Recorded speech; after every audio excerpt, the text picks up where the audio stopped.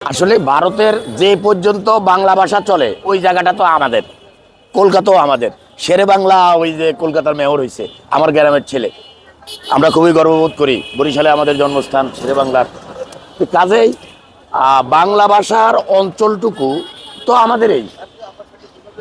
তো এখন আমাদের উচিত পৃথিবীর বিশ্ব মানচিত্রে যেই অবস্থানে বাংলা ভাষা চালু আছে ওই অবস্থানটা বাংলাদেশের আওতায় নিয়ে আসা। তার মানে কলকাতা আসার মতো বাংলাদেশি।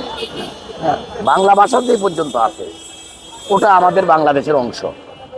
এটা এর আগে যারা কর্তা ব্যক্তি ছিলেন আজকে পৃথিবীতে বেঁচে নাই, বিভিন্ন স্বার্থের কারণে, বিভিন্ন ব্রেনের কারণে অনেক হিবিজিবি করছেন। কিন্তু আজকে কি পাইতেছেন? এই যে বনানী কবরস্থানে গেলে দেখা যায় রাষ্ট্রপতি শুয়ে রয়েছে, সেনাপ্রধান শুয়ে রয়েছে, বিচারপতি শুয়ে রয়েছে, বাড়িওয়ালা শুয়ে রয়েছে, এরা রোদ্রে ভিজতেছে। কোথায় আজকে, কোথায় সেই বডিগার্ড, কোথায় ও লোভ স্বার্থ? কারণ বাংলাদেশ আরো বড়, মানচিত্রে যা আছে তার চাইতে অনেক বড়, যেটা আরো প্রবীণ। যে আমাদের বাপ দাদারা যারা আমাদের সিনিয়র, এই যে আমার এক কাকা আছেন এখানে আমাদের সিনিয়র, তারা আমাদের চাইতে ভালো বলতে পারবেন, যারা সিনিয়র নাগরিক আছেন দেশের।